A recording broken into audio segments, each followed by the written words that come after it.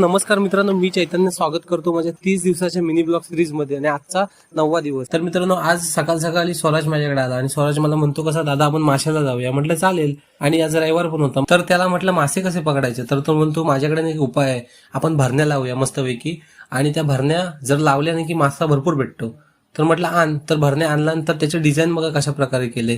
त्याला जे बॉटलचे बुचान असताना ते मस्तपैकी कापून आतमध्ये लावून मासे जाण्यासाठी केलंय आणि त्याच्यामध्ये टाकायचं झालं ना तर आपण काहीतरी खाद्य प्रकारे टाकू शकतो. तर निघालो आम्ही नदीवर. नदीवर जाता जाता हे कांड्याल्या बघा कशा भरलेत. भरपूर पाऊस पडलाय रात्रभर, त्यामुळे कांड्याले भरपूर भरलेत. तन्मय म्हणतो की रिक्षा घेऊ का नदीवर. तर म्हटलं नको रे बाबा, आम्हाला नदीवर जायचंय. मग स्वराजने आणखी एक भरणे आणले. मग अभि आणि बंटी पण दोघे आले होते आमच्या अंगठी आणि आम्ही मग नदीवरती गेलो. मग नदीवर जाता जाता अवधूत कसा पडला नक्की बघा.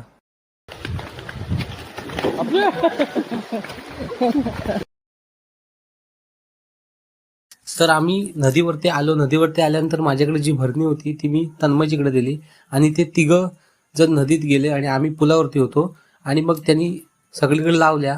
आणि मग व्हिडिओ काढतोय म्हणून तन्मय तिकडे शायनिंग मारू लागला आणि मला वेगवेगळे स्टंट करून दाखवत होता पाण्यात. आणि त्यानं आंघोळ केली आणि बाकीच्यांना पण करायला लावली. आणि मग संध्याकाळी आम्ही पुन्हा गेलो नदीत. त्या नदीत गेल्यानंतर मग अवधूत पाण्यात उतरला आणि भरणी काढत होता आणि बघूया किती मासे भेटतात. तर मित्रांनो, गाऊन गाऊन फक्त एकच मासा गावला.